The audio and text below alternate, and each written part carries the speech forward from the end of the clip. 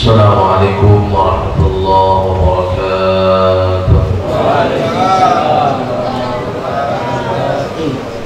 Alhamdulillah wal khairu wasyarru bima sihatillah.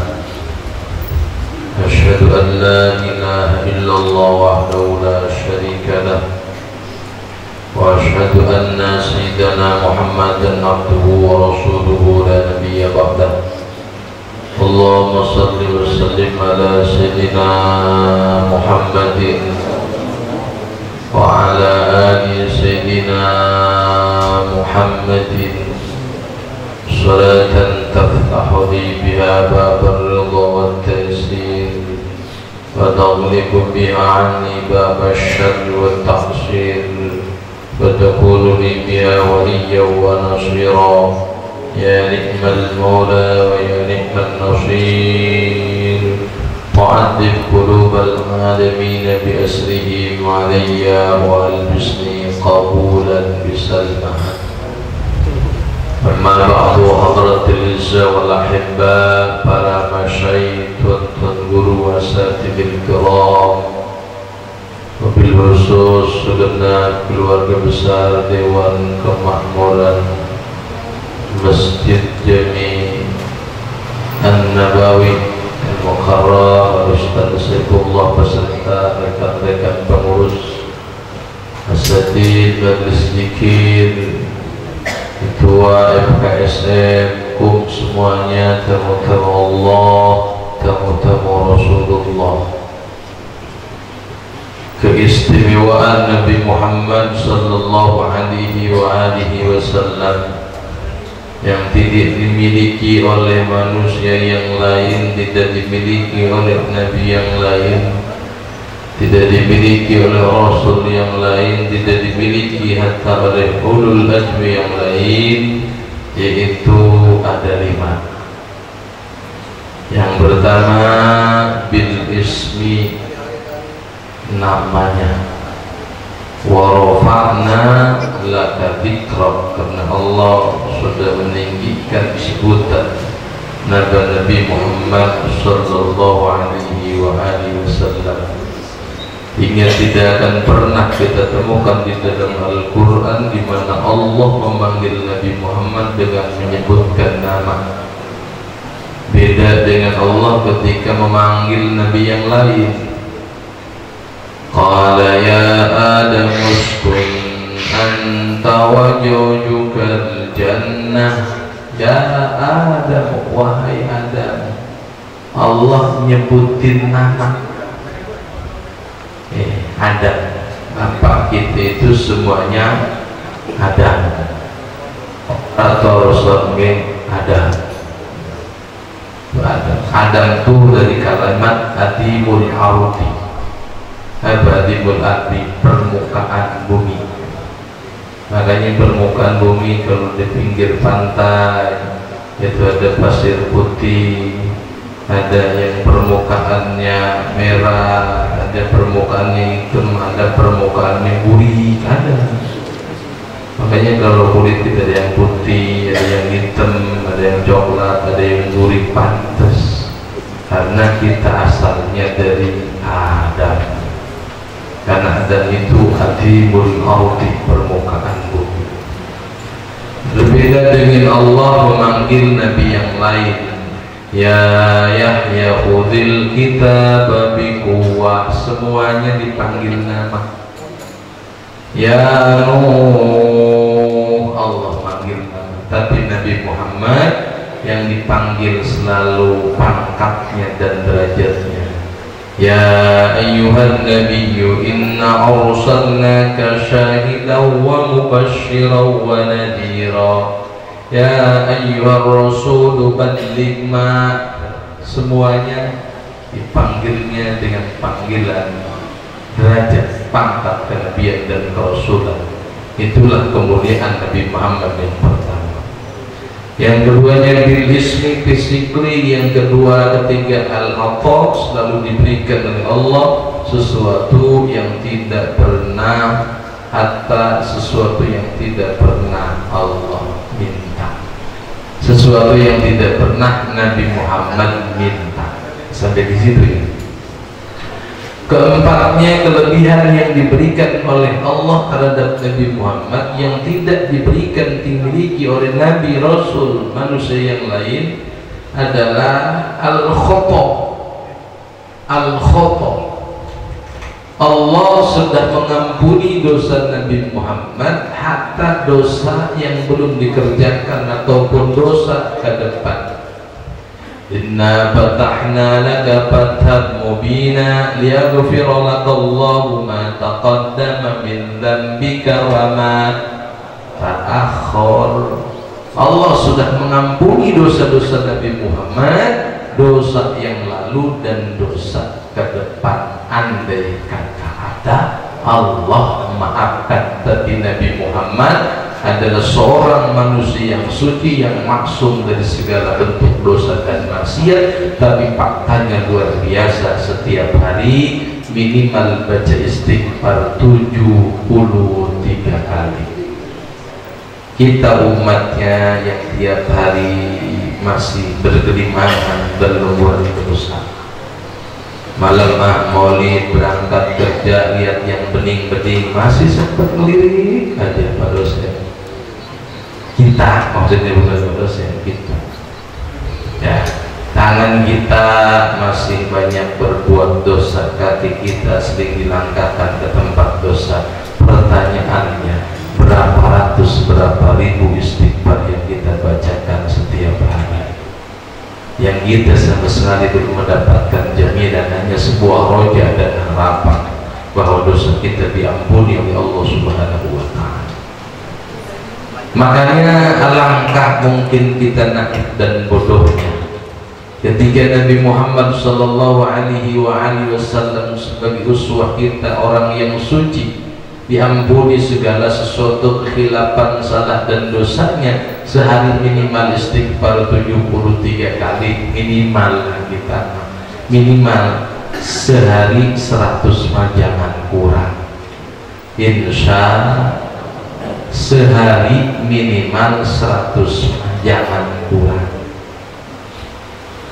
Dan ternyata luar biasanya membaca istighfar itu bukan hanya sebuah rangkaian kata ya, rangkaian kata, susunan kata, permohonan minta maaf, ampunan kita kepada Allah.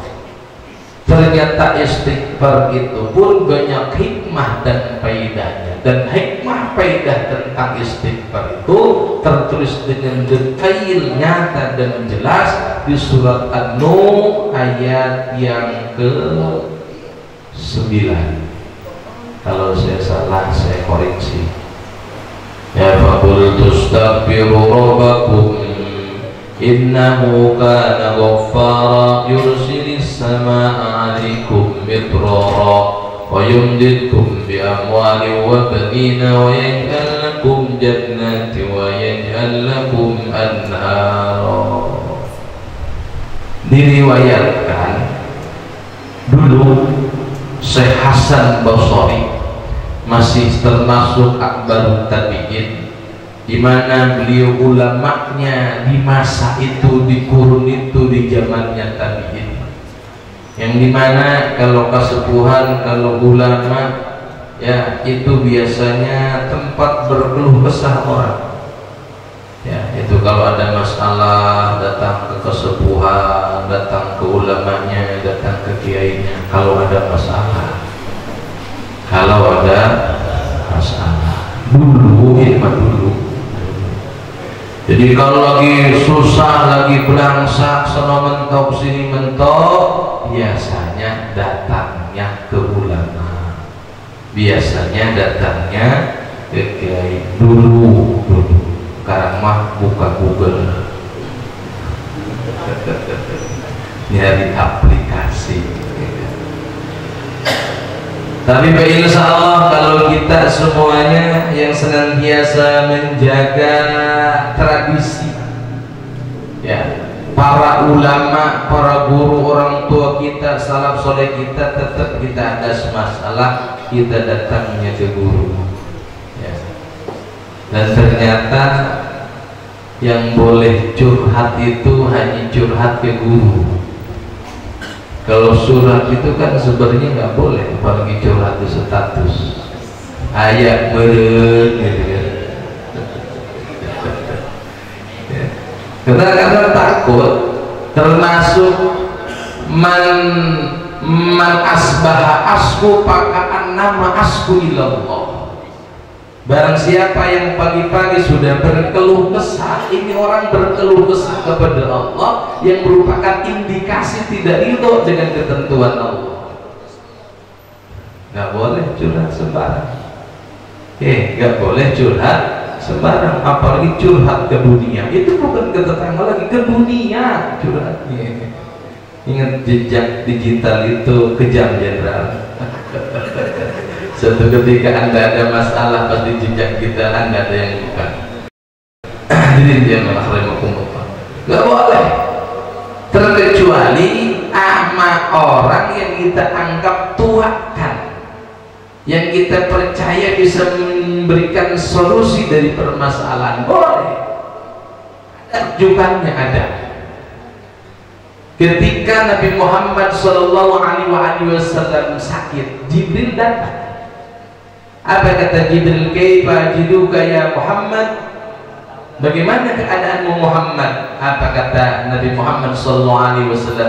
Ajiduni maghruman maghruban. Engkau menemukanku dalam keadaan resah dan gelisah. Tuh Nabi Muhammad, curhat Nabi Muhammad. Sama siapa? Sama Jibril. Maka berdasarkanlah riwayat ini, ulama mengatakan boleh curhat, tapi asal tepat dengan siapa kita curhat. Boleh. Makanya kita alhamdulillah tradisi masih terjaga. Kalau ada masalah datangnya ke guru, datangnya ke kiai, datangnya ke ulama. Gitu. Ke ulama lagi susah belangsak datang semuanya. Udah selesai masalahnya, tanah udah kejual, alhamdulillah kagak ingat-ingat aja. Emang dari dulu, udah dari dulu gak ada masalah ini, nggak ada masalah ini. Pagi-pagi buta, pagi-pagi buta, ada orang yang datang ke Syekh Ahmad Basri Hasan Basri. Dia bercerita berkeluh kesah. Dia ternyata seorang pengusaha. Dia seorang pengusaha, ternyata usahanya lagi take down, usahanya lagi mundur, usahanya lagi pailit. Ya, perusahaan ini, perusahaan itu datang kepada Syekh Hasan Basri. Dia bercerita, ya Syekh, tolong ajarkan kepadaku sebuah kalimat, sebuah aura, sebuah bacaan yang ketika aku baca, usahaku bisa kembali bangkit, perekonomianku kembali bisa stabil, dan perusahaanku kembali bisa berjalan dengan semestinya yang menguntungkan untung dan laba. Begitu Syekh Hasan Basri, pulanglah kamu dan berbanyaklah membaca istighfar. Siang sedikit datang ganti seorang petani. Petani pun sama berkeluh kesah tentang pertaniannya, sayurannya, palawijanya, padi-padinya yang di tahun ini sering bakuk, sering gagal panen, yang untung daripada untung malah buntung. Ya, daripada untung malah buntung. Dia datang ke Syekh Hasan Basri, ya Syekh, tolong ajarkan kepadaku sebuah aurat, sebuah bacaan yang kira-kira kalau aku baca itu pertanianku, padiku, sayur-sayuranku, buah-buahanku subur, makmur dan menghasilkan keuntungan yang berlimpah ruah. Apa ketentuan? Kata Syekh Hasan Basri, pulanglah kamu, perbanyaklah membaca istighfar. Sore-sorenya setelah ba'da asar datang lagi tamu, ini mas sepasang suami istri. Cerita kepada Syekh Hasan Basri, di rumah tangga udah lama pun tapi tidak kunjung dikaruniai, diberikan keturunan. Apa kata sepasang suami itu, ya Syekh, ajarkan kepada kami bacaan wirid yang dengan wirid itu kami Allah karuniai keturunan. Apa kata Sayyid Hasan Basri, pulanglah kamu, rajinlah kamu di rumah membaca istighfar. Nah, setelah selesai itu tamu pada pergi dari pagi, siang, dan sore. Santri yang biasa tukang ngasih air, tukang nyuguhin kopi, itu penasaran karena dia dari pagi nguping. Banyak orang yang datang kepada Sayyid Hasan Basri, ceritanya berbeda-beda, problematikanya berbeda-beda, tetapi jawabannya sama. Pengusaha pengen kembali usahanya maju, ya proyeknya untung, suruhnya baca istighfar. Petani pengen padinya, sayur-mayurnya, buah-buahannya subur makmur, jawabannya suruh istighfar. Suasang suami yang nggak pernah punya anak, gak dikaruni anak, pengen punya anak, suruhnya istighfar. Apa nggak ada wirid lain apa ya? Gitu kan? Ada yang wirid lain apa enggak ya? Nanya ya saya apa? Kok jawabannya itu juga. Pak kata Sayyid Hasan Basri, silahkan kamu lihat di dalam surat Nuh ayat yang ke-9. Faqul tastaghfiru rabbakum innahu kana ghaffara yursilis samaa'a 'alaikum bidrara wa yumdidkum bi amwali wa banin wa yaj'al lakum jannati wa yaj'al lakum anhara. Kata Allah, faqultu, maka ucapkanlah oleh kamu, lafalkanlah oleh kamu, bacalah oleh kamu. Baca apa? Istaghfiru rabbakum, baca istighfar, mohon ampunan kepada Allah. Insya Allah innahu kana ghaffara, ketika engkau ada kemauan kesungguhan untuk beristighfar mohon ampunan kepada Allah, maka kana ghaffara, Allah pasti mengampuni dosa hilaf dan salah engkau. Dan ternyata bukan hanya sekedar diampuni hilaf, salah dan dosa, ada bonusnya. Yursilis samaa'a 'alaikum midrara, kalau engkau rajin membaca istighfar maka fa insya Allah akan turun hujan dari langit midraron secara teratur, mudah, gampang diprediksi. Ya, sudah ketebak kalau bulannya udah barbar pasti turun hujan, gitu kan? Kalau udah red keterang tuh pasti udah selesai hujannya, gitu. Tapi faktanya sekarang ternyata mau barbar mau rata ternyata nggak ada yang coba. Ini apa ada yang salah? Ya, ternyata jangankan kita, BMKG dikecoh, ya, karena prediksi BMKG kerusakan cuaca tidak benar. Kenapa? Karena memang ternyata alam ini sudah tidak sahabat dengan kita. Kenapa alam ini kurang bersahabat kita? Langit kurang bersahabat, ya, angin kurang bersahabat, ya, air kurang bersahabat. Salah satunya mungkin di antara kita, bahkan mungkin kita semuanya ini malas beristighfar, ya, malas beristighfar. Wow, rajin saya istighfar. Kapan Nabi sholat? Astagfirullahaladzim, astagfirullahaladzim, wa atubu ilaih min jami'il ma'asi wa dzunub. Itu kalau jadi imam, karena di belakang makmum semuanya gitu. Terus kalau memang sendiri memang nggak baca istighfar, beda. Kalau sendiri mah wiridnya apa wiridnya? Kata doa RT Adam awal qaitu alika mahabbatan minni wa litusna'a alaini itu wirid kalau sendiri itu. Jadi baca istighfarnya jarang, kapul-kapul.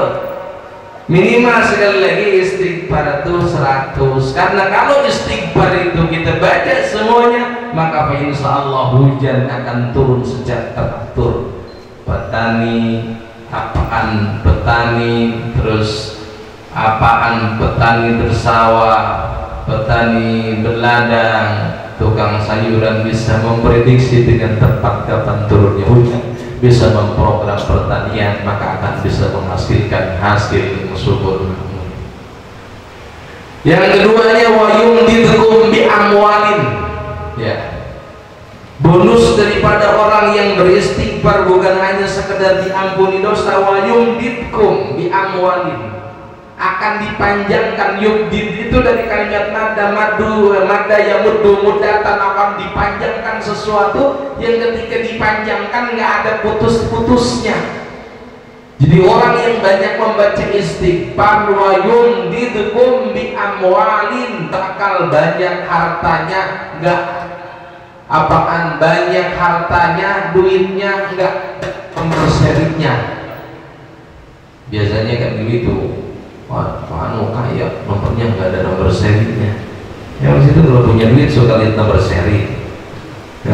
Itu peribahasa lah, peribahasa saking banyak duitnya. Nah itu wa yumdidkum bi amwalin, janji Allah orang kalau rajin baca istighfar bakal banyak duitnya, Kita kenapa belangsak baik, duit kurang gitu kan?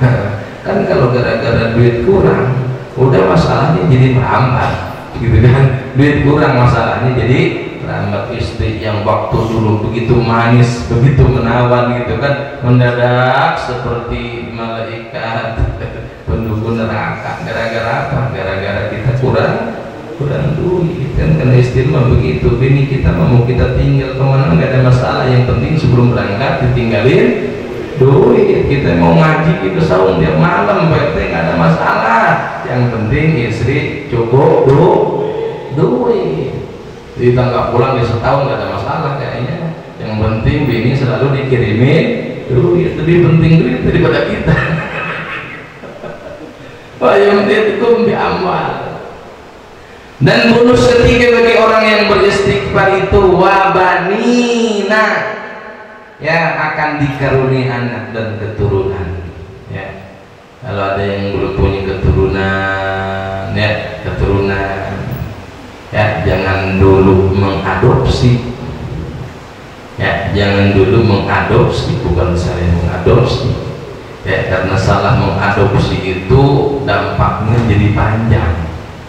Mendingan ikhtiar dulu yang syariah, banyakin baca istighfar. Karena gara-gara adopsi ini kan jadi ceritanya jadi panjang.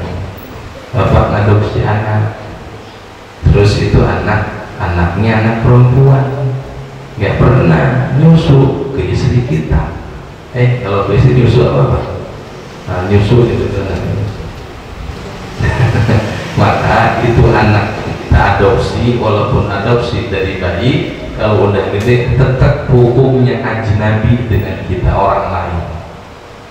Berarti kalau hukumnya ajnabi, apaan tidak boleh serumah, tidak boleh tatap-tatapan, tidak boleh pegang-pegangan, tidak boleh. Hukumnya ajnabi orang lain. Boleh dikawin oleh bapaknya, itu boleh, karena hukumnya ajnabi orang lain. Kan baik. Makanya banyakin istighfar, istighfar.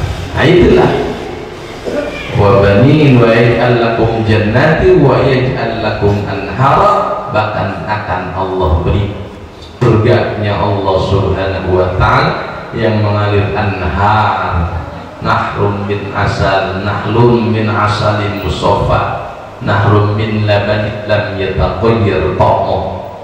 Ya, itulah keistimewaan, keutamaan, fadilah yang akan diberikan kepada orang-orang yang beristighfar. Ingat Nabi Muhammad SAW panutan bagi kita, tiap hari mohon ampunan terhadap Allah subhanahu wa ta'ala, apalagi kita.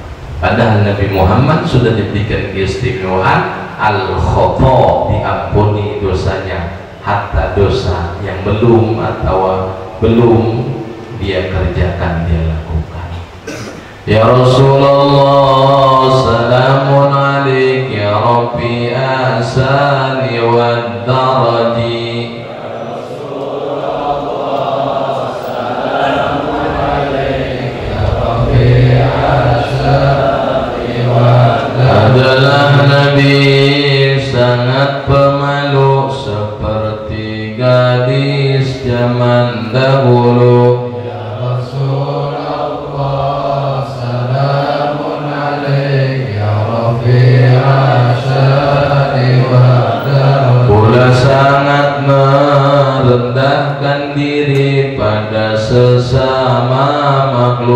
ya Rabbi ya Rasulullah salamun alaik ya Rafi'a syadi wa menimba air memeras kambing mencari kayu ranting yang kering ya Rasulullah salamun alaik ya Rafi'a syadi wa menambal sandal jahit pakaian bentuk kerjaan rumah tangganya ya Rasulullah salamun alaik ya Rafi'a syadi wa menerima undangan seorang fakir dan miskin tidak dilarang ya Rasulullah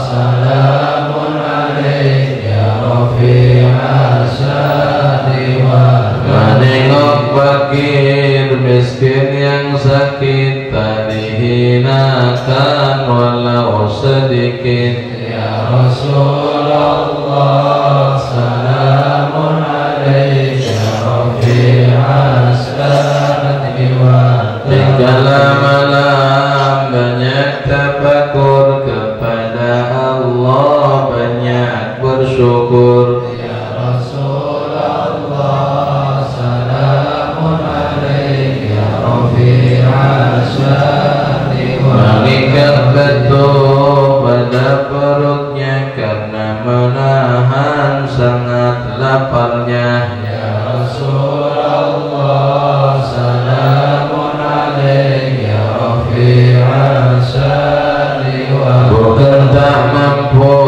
tapi tak sudi gunung jadi emas buat Nabi ya Rasulullah salamun alaik ya Rafi'a syadi wa sebagai contoh buat umatnya agar bersabar di kala susahnya ya Rasulullah salamun alaik ya Rafi'a syadi wa ikhlaskan hati bulatkan tekad hadir di majlis maulid Nabi ya Rasulullah salamun alaik ya Rafi'a syadi wa surahnya Nabi jadi penonton amal ibadah sesuai rukun ya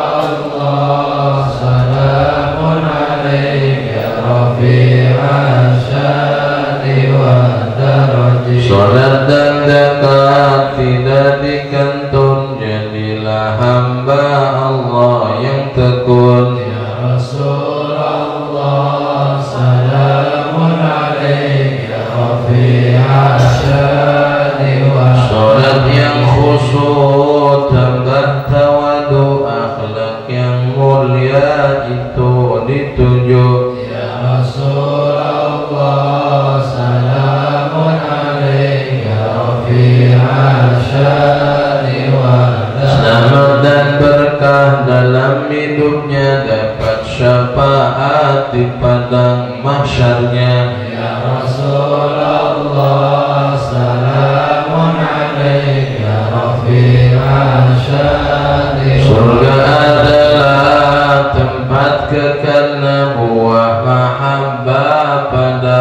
Rasulnya ya Rasulullah salamun alaik ya Rafi'a syadi wa Rabbi fanfa'na bibarakatihim walinal husna bihurmatihim ya Rasulullah salamun alaik ya Rafi'a syadi wa وأمتنا في طريقتهم ومحباتهم من الفتن يا رسول الله سلام عليك يا ربي آسامين والدرج اللهم صل وسلم وبارك عليه وعلى آله قال رسول الله صلى الله عليه وسلم توسلوا بي وأهل بيتي فإنه لا يرد متوسل بنا يا ربي بالمصطفى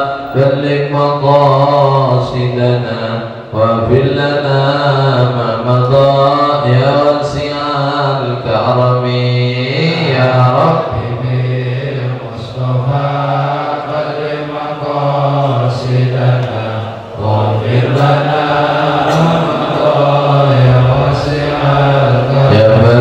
يا رزاق يا فتاه يا عليم رب ابدأ قلوبنا فتوح العارفين يا ربي بالمصطفى بلغ مقاصدنا واغفر لنا ما مضى يا واسع الكرم يا ربنا يا ربنا يا ربنا يا ربنا يا ربنا كن عوننا للحج في البيت الحرام يا ربي بالمصطفى بلغ مقاصدنا واغفر لنا ما مضى يا واسع الكرم يا ربي بالبيت التي سهل لنا حسن الطريق واجعل لنا خير الرفيق أتنهج بالسلام يا ربي بالمصطفى بلغ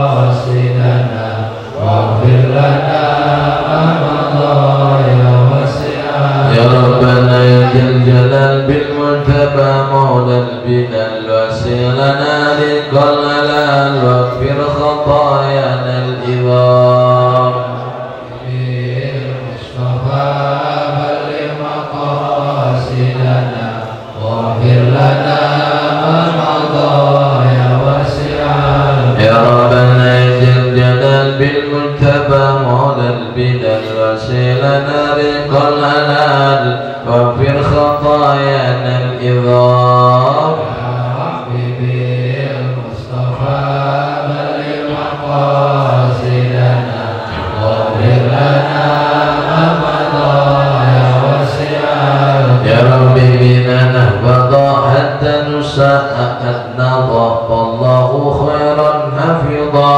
والتب بنا يوم الزهام يا ربي بالمصطفى بلغ مقاصدنا واغفر لنا ما مضى يا واسع الكرم اللهم صل وسلم وبارك عليه وعلى